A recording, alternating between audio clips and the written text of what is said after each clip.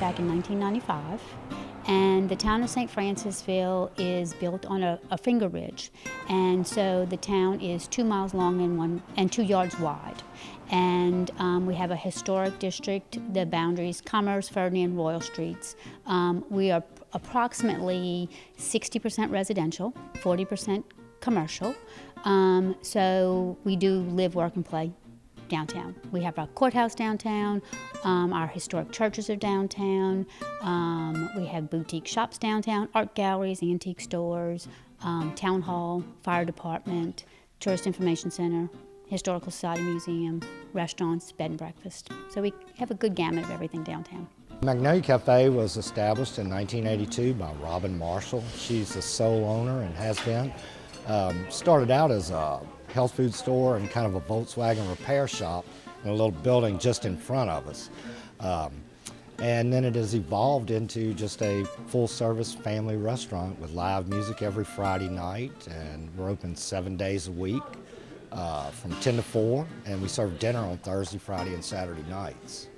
How did this restaurant come to be? What made them decide to open it here? I think it was just a vision Robin had, that she just really wanted to do something here in St. Francisville. She had moved here with her family, and she decided to do it. But like I said, it started out as more or less a health food store selling bulk nuts and trail mix, herbs, and ginseng cola. So what kind of food do you have to offer now? We have a wide variety. We have a daily menu which includes soups, salads, po' boys, things like that. And then on Thursday and Friday night we have dinner specials that are prepared by our chef, Nick McClarter. What is historical about this property? Well, the property itself was developed in the probably mid to early 30s by 3 Italian brothers, the Vinci brothers, and what they had was a tourist court motel and a bar room, a dance hall, and a little cafe right here all on the same property. And then when Robin purchased the property from them in the 80s, she just continued with, by maintaining the tourist court and doing overnight guests all the time. And, then the restaurant itself evolved into what it is now. So why do you feel it's important to be located here next to the Main Street area? For us, there really wasn't a choice. It seems like we've just always been here. And downtown in St. Francisville is very, very vital. It's a beautiful little downtown area. There are lots of great, unique shops. We happen to be the only restaurant here downtown. But we actually have the restaurant, we have the tourist court motel, which still does overnight guests, and we also have a full-service coffee shop, Birdman, here on site. So it's one of those things where it's all encompassing. Everything you need is right here if you're an out-of-town guest.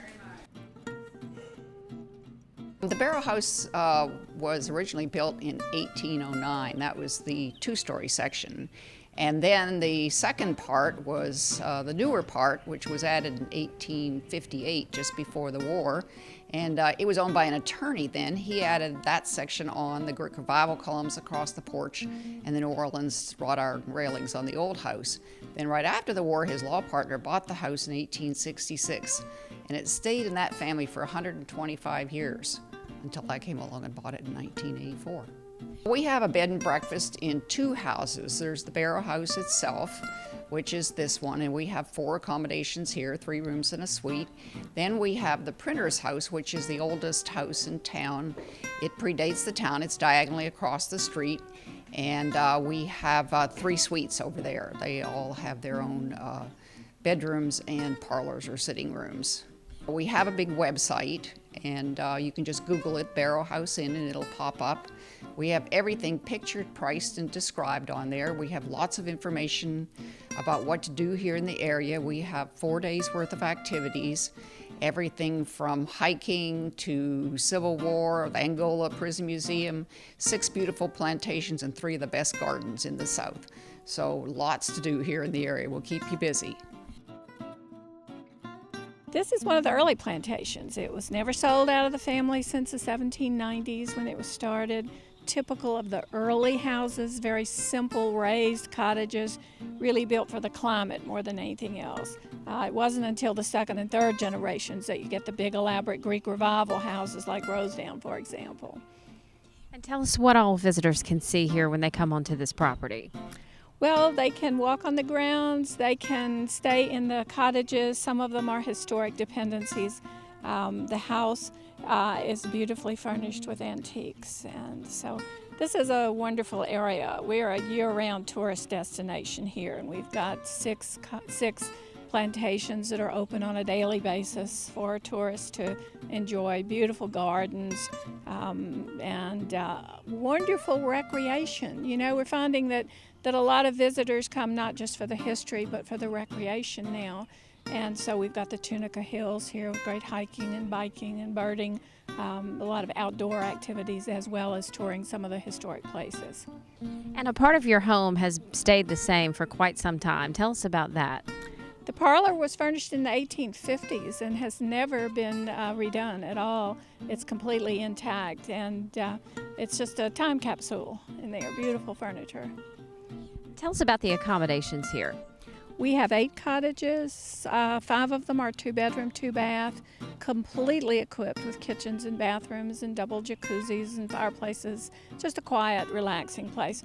This is an area where we have a nice variety of bed and breakfasts. We have some historic townhouses.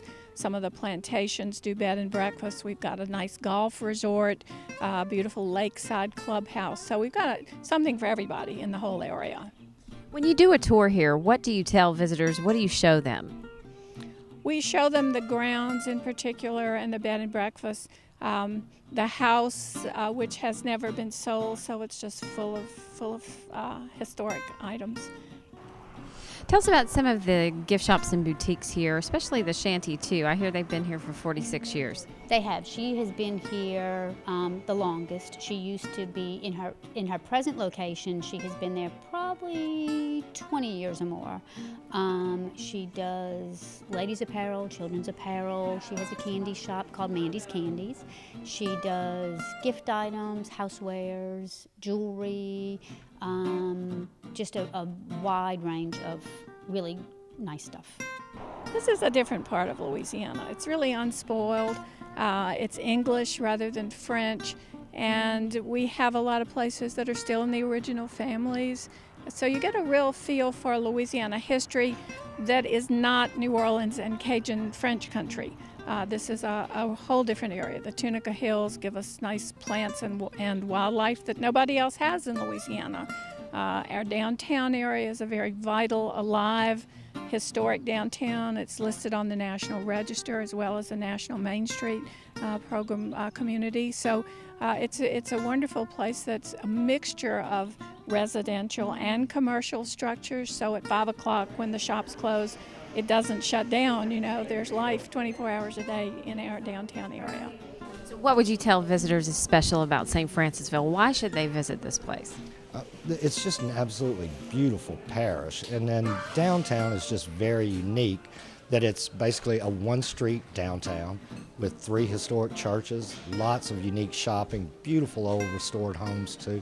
You know, you can stroll and spend an entire day just up and down the street doing everything you'd like to do. I believe we're standing here in a museum. Can you tell us where we're located? We are right downtown on Ferdinand Street. The building that we're in is the Historical Society Museum, which is also our Tourist Information Center. And this building originally was a hardware store. It shows you the history of Bayou Sarah, which was below the hill in St. Francisville, because we are built on a bluff. And Bayou Sarah was one of the original was a very large port between New Orleans and Natchez. Because we're unleavened part of the Mississippi River, the Mississippi would flood, and so people eventually moved up into St. Francisville. And so it gives you the history behind Bayou Sarah as well as the history behind St. Francisville. You have a rich historical Civil War history. Is there a lot of that here as well? We do. We have the Port Hudson, which is about 5 miles south of St. Francisville, which is a Civil War battlefield area. And then you'll see in some of the plantation homes and the churches, they'll have a history behind the Civil War. We also have a very unique event called the Day the War Stopped. and it was when the Union and the Confederate soldiers came together to bury John Hart, who was a Union officer. It's beautiful. It's a step back in time. It makes you relax. It's soothing to the soul. And it's got an abundance of history, but there's also just really great outdoor activities as well.